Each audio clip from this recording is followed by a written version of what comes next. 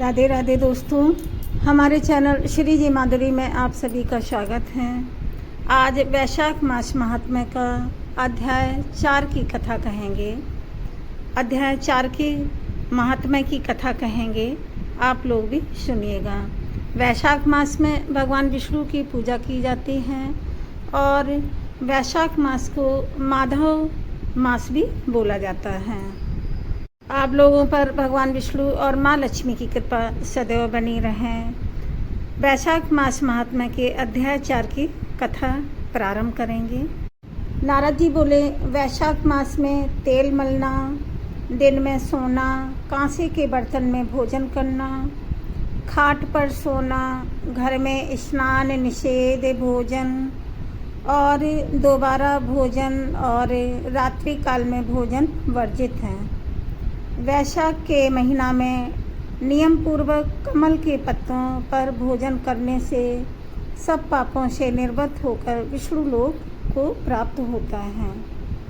वैशाख की दोपहरी में थके हुए ब्राह्मणों की चरण सेवा करने से सब व्रतों से उत्तम व्रत कर लिया समझो उसको मोक्ष की प्राप्ति हो गई। जो दोपहर के समय मार्ग में चलने से अपने घर आए हुए ब्राह्मणों को सुंदर आसन देकर उनके चरणों को दबाता है और चरणोदक को अपने मस्तक पर छिड़कता है, उसके सब बंधन कट जाते हैं। उसको गंगा आदि संपूर्ण तीर्थों में स्नान करने के बराबर फल मिलता है।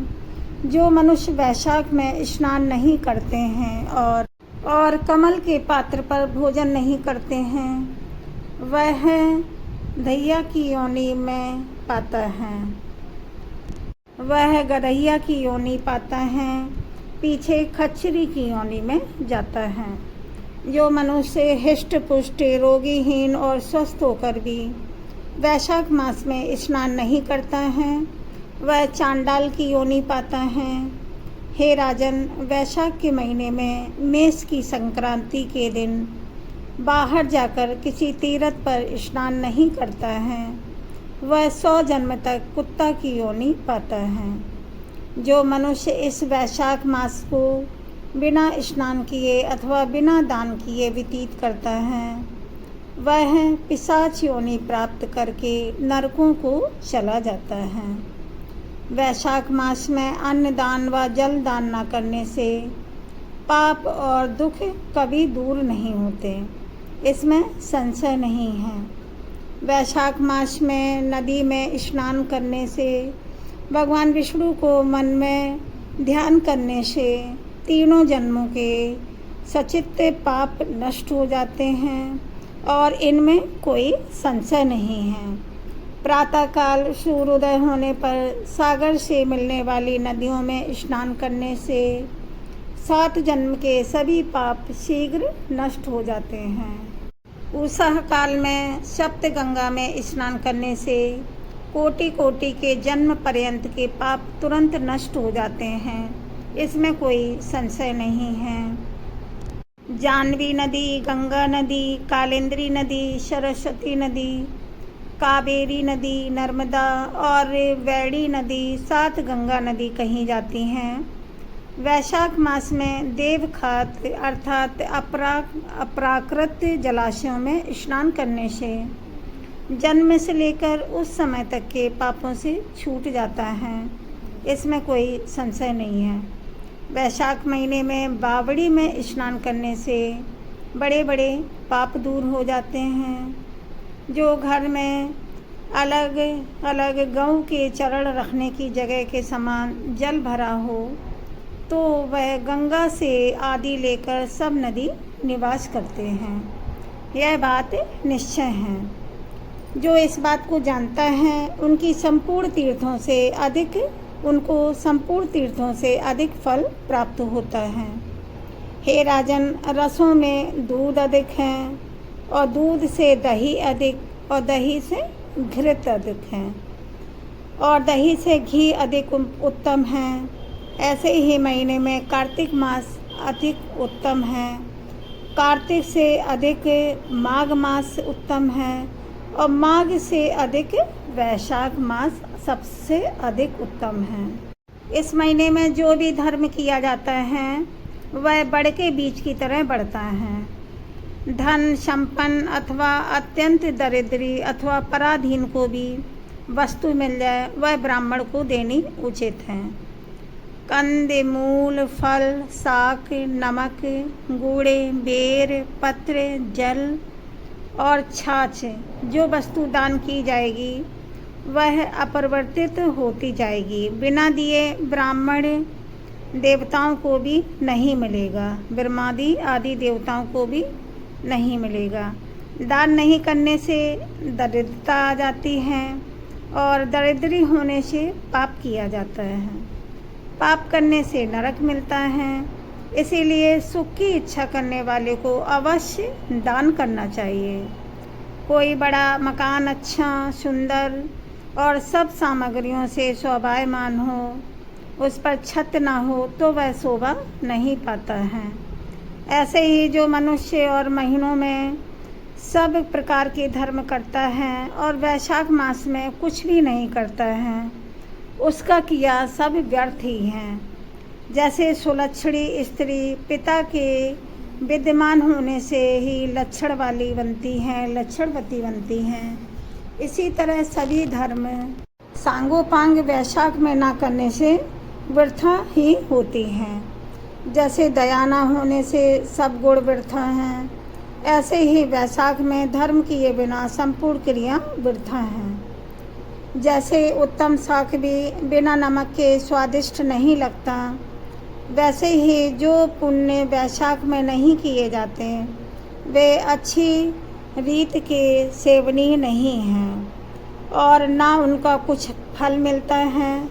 जैसे किसी रूपवती स्त्री का अच्छा श्रृंगार होने पर भी बिना वस्त्र सुहावनी लगती हैं, ऐसे ही मनुष्य अनेक प्रकार की धर्म संबंधी क्रिया तो करता है, परंतु वैशाख में ना करने से सब शोभा को प्राप्त नहीं होती है।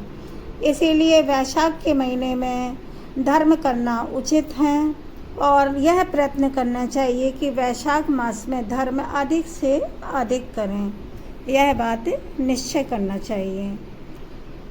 मेष की संक्रांति में मधुसूदन भगवान का ध्यान करके प्रातःकाल स्नान करके और फिर भगवान विष्णु का जाप करें। ऐसा न करने से नरक मिलता है। वैशाख मास मध्य फलदायक है और इसके मधुसूदन भगवान देवता हैं। तीर्थ यात्रा तप यज्ञ दान और होम आदि का फल भी इससे अधिक होता है। इस यंत्र से मधुसूदन भगवान की प्रार्थना करें।